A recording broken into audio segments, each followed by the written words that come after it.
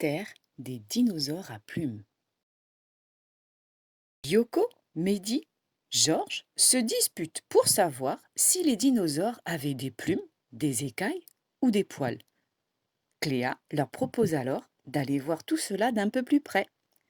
Magicalibri, Magicalibra, à nous le mystère des dinosaures à plumes. Wow! Où sommes-nous?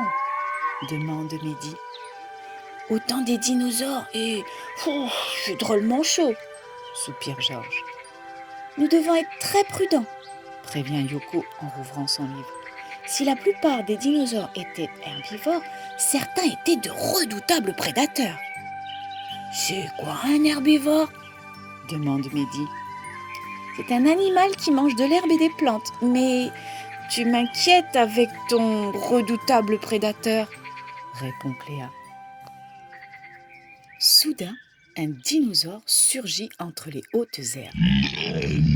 Et celui-là, il ne mange que de l'herbe? Interroge Mehdi. En tout cas, je suis certain qu'il a des poils, répond Georges en se frottant le nez. Tu as vraiment de bonnes lunettes, réplique Yoko. Il est quand même très loin. Rien à voir avec ma vue, je suis allergique. D'ailleurs, dès que je m'approche du chat de mamie... Atchou! Le dinosaure tourne la tête dans leur direction et, comme pour répondre à ce bruit qu'il ne connaît pas, il pousse un rugissement terrible. Je crois que nous ferions bien de filer d'ici, suggère Cléa. Courez! Hurle Yoko en serrant son livre contre elle. Nos 4 amis s'élancent à toutes jambes, pressés d'aller se cacher dans la forêt en lisière de la plaine.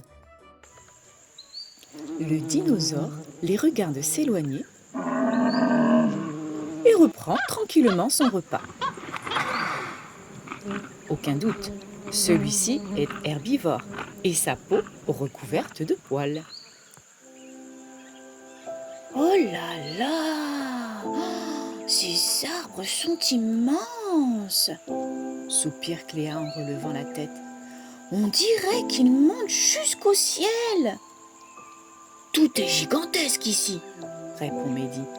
J'espère qu'il n'y avait pas de moustiques à cette époque, sinon il devait avoir la taille d'un avion et bonjour la piqûre. Chut, ordonne Georges. J'ai entendu un drôle de bruit. Drôle comment? Demande Mehdi sur ses gardes.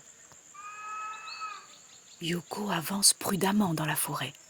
Georges ne s'était pas trompé. Elle aussi perçoit un cri. Un animal est peut-être blessé et a besoin de nous, dit-elle. Ce n'est pas un peu dangereux par ici?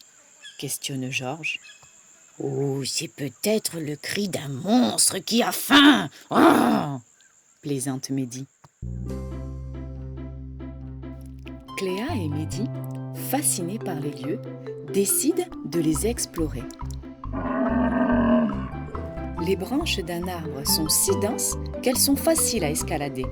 Les 2 amis y grimpent en faisant attention de ne pas tomber.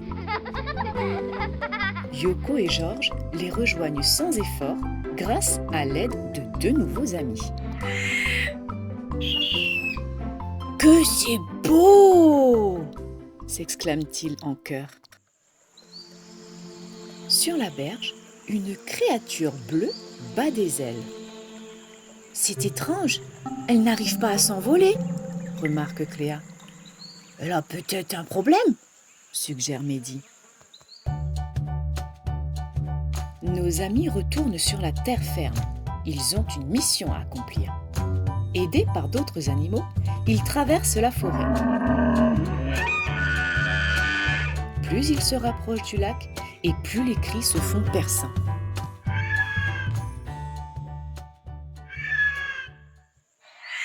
Le voilà, notre monstre. Il n'a pas l'air bien méchant, dit Cléa. Regardez, sa patte est coincée sous un petit rocher.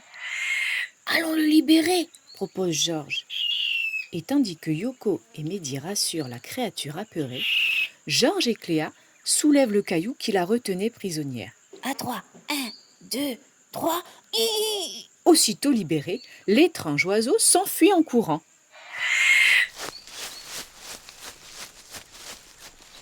À quoi lui sert d'avoir des ailes s'il ne vole pas?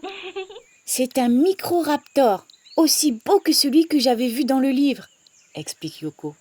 Ce petit dinosaure a bien des plumes, mais il ne vole pas. Mission accomplie, S'exclame-t-elle très fière d'avoir prouvé à ses amis qu'elle ne s'était pas trompée. Mais Yoko, Mehdi et Georges avaient tous raison.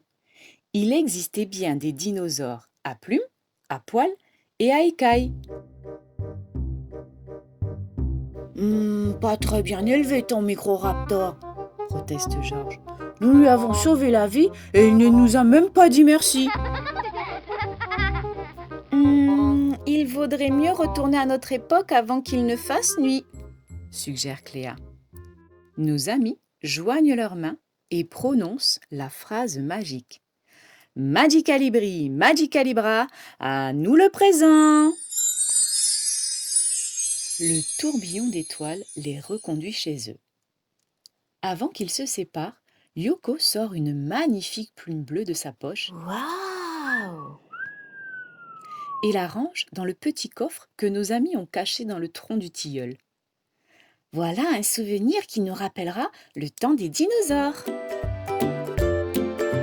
Voilà, c'est terminé pour cette histoire que j'ai racontée tout spécialement pour Maë. Si toi aussi tu as aimé cette lecture, abonne-toi vite à ma chaîne et rendez-vous à bientôt pour de nouvelles aventures.